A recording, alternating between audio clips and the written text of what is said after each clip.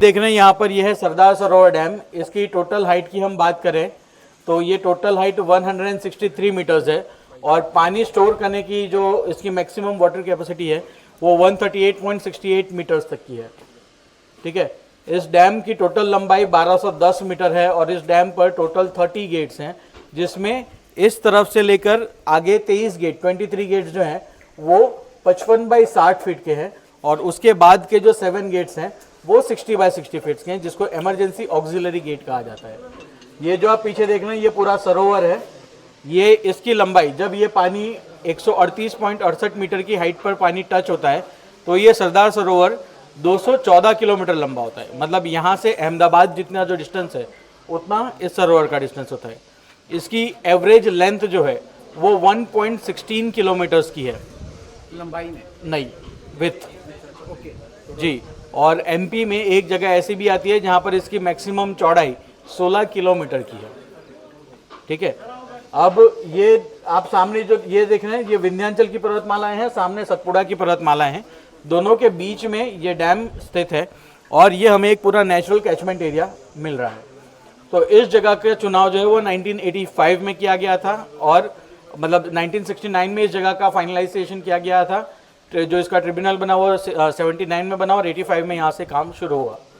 आप सामने वो जो पहाड़ देख रहे हैं उसका जो निचला हिस्सा आप देख रहे हैं जहाँ पर आपको कुछ मकान भी दिख रहे होंगे वाइट और ऑरेंज कलर के, वो महाराष्ट्र का सबसे नज़दीकी गांव है मणिबेली। जी, तो जो हमने सुना था कि मेधा पाटकर जी जो प्रोटेस्ट करते थे वो वहाँ से करते थे। अब वो गांव महाराष्ट्र से उतना आइसोलेटेड है कि हर संडे वहाँ की पब्लिक को यहाँ पर एकता नगर लाया जाता है बोट से, महाराष्ट्र गवर्नमेंट की बोट से, और वो एवरी संडे यहाँ से शॉपिंग कर कर पूरे हफ्ते का सामान लेकर रिटर्न होती है। अब ये डैम जो है ये एक मार्वल ऑफ इंजीनियरिंग है क्योंकि इसको पिरामिड शेप डैम कहा जाता है। नीचे से 400 फीट चौड़ा, ऊपर आते आते 31 फीट जितना हो जाता है। तो ये डैम में जितना पानी स्टोर किया जा सकता है उतना पानी हम पूरे गुजरात के लोगों को 2.5 साल तक दे सकते हैं। ठीक है, और ये जो आप पहाड़ देख रहे हैं इसके पीछे हमारा कैनल है। कैनल से आगे जो आपने पौंड देखा जहाँ पर हमारी गाड़ी कुछ देर के लिए खड़ी थी, वैसे 4 तालाब हैं हमारे पास। तो वो 4 तालाबों में पानी स्टोर होने के बाद 9 किलोमीटर दूर से नर्मदा मेन कैनल शुरू होती है जो सुजलाम सफलाम योजना के अंतर्गत बनी और पूरे गुजरात की लाइफलाइन बन गई। अब ये डैम जो आप देख रहे हैं ये सीमेंट कंक्रीट डैम है। सीमेंट कंक्रीट की दृष्टि से देखा जाए तो ये दुनिया का दूसरे नंबर का सबसे बड़ा डैम है। इस डैम में जितना सीमेंट इस्तेमाल किया गया है उतना अगर रोड कंस्ट्रक्ट करने में इस्तेमाल किया जाता तो पूरे इक्वेटर पर एक रोड बन सकता था, उतना सीमेंट इस डैम में है। और डैम की मजबूती के लिए सीमेंट के साथ स्टील डाला जाता है। तो जितना स्टील इस डैम में डाला गया है उतने स्टील से हम 17 एफिल टावर्स खड़े कर सकते हैं, उतना स्टील इस डैम के अंदर आपको मिलेगा। यहाँ पर जो आप 2 क्रेन देख रहे हैं इस तरफ और वही सामने की ओर आपको दिखेंगी, इन क्रेन्स को हम ए फ्रेम कहते हैं। ये जर्मनी से मंगाई गई थी इन 1983 at the cost of 63 crore at that time.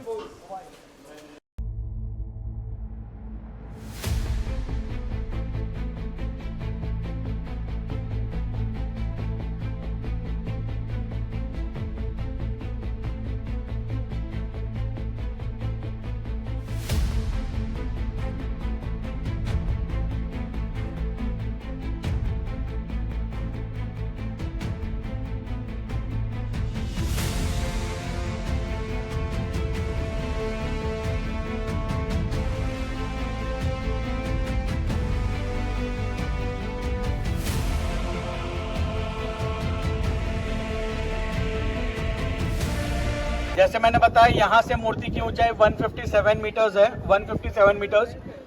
अगर दुनिया में आप किसी दूसरी प्रतिमा के पास जाते हैं तो वहाँ पर उस प्रतिमा के इतने नज़दीक जाना यानी उस मूर्ति को छूना बिल्कुल भी अलाउड नहीं है। लेकिन यहाँ पर लोग आते हैं, सरदार वल्लभ भाई पटेल के चरणों को स्पर्श करते हैं, उनका आशीर्वाद लेते हैं यानी उनको श्रद्धांजलि देते हैं। तो ऐसी भावना से भरे देश में हम किसी को मना नहीं कर सकते कि आप टच मत कीजिए। इसीलिए हम सरदार वल्लभ भाई पटेल की मूर्ति को छूने की परमिशन देते हैं, लेकिन उनकी गरिमा को कोई ठेस ना पहुंचे इसलिए हम किसी को इसके ऊपर बैठने या चढ़ने की परमिशन नहीं देते हैं। ये मूर्ति का बाहरी आवरण जो आप देख रहे हैं वो ब्रॉन्ज का है। 6500 से अधिक ब्रॉन्ज की प्लेट्स का इस्तेमाल कर इसका आउटर क्लेडिंग किया गया था। आपको बताना चाहूँगा कि ये जो पूरा ब्रॉन्ज है, इस प्लेट की 8 mm से थिकनेस शुरू होती है जो 16.5 mm तक जाती है, यानी हर अलग अलग स्टेज पर अलग अलग तरह की थिकनेस है। अगर हम मूर्ति की विशालता की बात करें तो सिर्फ ये टो अंगूठा, ये टो ही सिर्फ 9 फीट का है, यानी भारत में किसी भी साधारण व्यक्ति की ऊंचाई से 1.5 गुना अंगूठा। अगर हम पूरे पैर की लंबाई की बात करें, सैंडल की बात करें, तो तकरीबन 70 फीट के करीब है। यहाँ से हम सरदार वल्लभ भाई पटेल की मूर्ति को अगर देखें तो आपको उनकी सादगी का पता चलता है कि ये कितने मतलब इतनी बड़ी व्यक्तित्व होने के बाद भी कितना सादगी भरा जीवन जीते थे। जैसे उनके सैंडल्स देखें तो हाथों से बुने हुए हो वैसे दिखते हैं। अगर उनकी धोती देखें तो वो भी क्रीज वाली, नॉट प्रॉपर्ली आयरन जैसी खादी की वो पहनते थे, वैसे ही दिखाई गई है। लेकिन जो सबसे इम्पोर्टेंट चीज इस मूर्ति की हम देखते हैं वो ये है कि सरदार वल्लभ भाई पटेल अपने दोनों चरणों पर खड़े हैं, लेकिन दोनों पैर जो हैं वो पैरेलल नहीं है। ये पैर थोड़ा पीछे है और वो पैर थोड़ा आगे है और थोड़ा सा उठा हुआ है। यानी सरदार वल्लभ भाई पटेल को इस मुद्रिका में, यानी आगे चलने की मुद्रिका में दर्शाया गया है। तो इससे हम पूरी देश दुनिया को एक छोटा सा संदेश भेज रहे हैं कि सरदार वल्लभ भाई पटेल आगे बढ़ रहे हैं, यानी हमारा देश आगे बढ़ रहा है। दुनिया की ये सबसे ऊंची प्रतिमा मात्र 46 महीने में कंस्ट्रक्ट कर खड़ी की गई, यानी दुनिया की टॉलेस्ट के साथ साथ ये दुनिया की फास्टेस्ट बनी स्टैचू है। तो हम ये बता रहे हैं कि यहाँ से हम एक कीर्तिमान स्थापित करते हैं कि हम भारतीय एक बार जो निश्चय करते हैं वो करके दिखाते हैं और दुनिया से बेहतर करने की क्षमता हम भारतीयों में है। तो हर भारतीय वो गर्व को महसूस कर सके, इसलिए लोगों को यहाँ पर लाया जाता है। अब अगर आप फोटोज लेना चाहें तो उसके लिए हम इस तरफ चलते हैं। जैसे मैंने बताया, यहाँ से मूर्ति की ऊंचाई 157 मीटर्स है, 157 मीटर्स। अगर दुनिया में आप किसी दूसरी प्रतिमा के पास जाते हैं तो वहां पर उस प्रतिमा के इतने नजदीक जाना, यानी उस मूर्ति को छूना बिल्कुल भी अलाउड नहीं है। लेकिन यहाँ पर लोग आते हैं, सरदार वल्लभ भाई पटेल के चरणों को स्पर्श करते हैं, उनका आशीर्वाद लेते हैं, यानी उनको श्रद्धांजलि देते हैं। तो ऐसी भावना से भरे देश में हम किसी को मना नहीं कर सकते कि आप टच मत कीजिए। इसीलिए हम सरदार वल्लभ भाई पटेल की मूर्ति को छूने की परमिशन देते हैं, लेकिन उनकी गरिमा को कोई ठेस ना पहुंचे, इसलिए हम किसी को इसके ऊपर बैठने या चढ़ने की परमिशन नहीं देते हैं। ये मूर्ति का बाहरी आवरण जो आप देख रहे हैं वो ब्रॉन्ज का है। 6500 से अधिक ब्रॉन्ज की प्लेट्स का इस्तेमाल कर इसका आउटर क्लेडिंग किया गया था। आपको बताना चाहूँगा कि ये जो पूरा ब्रॉन्ज है, इस प्लेट की 8 mm से थिकनेस शुरू होती है जो 16.5 mm तक जाती है, यानी हर अलग अलग स्टेज पर अलग अलग तरह की थिकनेस है। अगर हम मूर्ति की विशालता की बात करें तो सिर्फ ये टो अंगूठा, ये टो ही सिर्फ 9 फीट का है, यानी भारत में किसी भी साधारण व्यक्ति की ऊंचाई से 1.5 गुना अंगूठा। अगर हम पूरे पैर की लंबाई की बात करें, सैंडल की बात करें, तो तकरीबन 70 फीट के करीब है।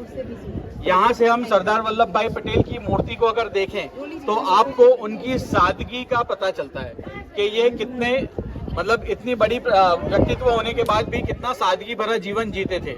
जैसे उनके सैंडल्स देखें तो हाथों से बुने हुए हो वैसे दिखते हैं। अगर उनकी धोती देखें तो वो भी क्रीज वाली, नॉट प्रॉपर्ली आयरन जैसी खादी की वो पहनते थे, वैसे ही दिखाई गई है। लेकिन जो सबसे इम्पोर्टेंट चीज इस मूर्ति की हम देखते हैं वो ये है कि सरदार वल्लभ भाई पटेल अपने दोनों चरणों पर खड़े हैं, लेकिन दोनों पैर जो हैं वो पैरेलल नहीं है।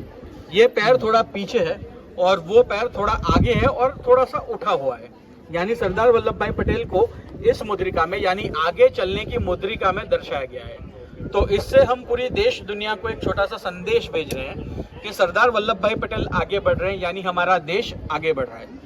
दुनिया की ये सबसे ऊंची प्रतिमा मात्र 46 महीने में कंस्ट्रक्ट कर खड़ी की गई, यानी दुनिया की टॉलेस्ट के साथ साथ ये दुनिया की फास्टेस्ट बनी स्टैचू है।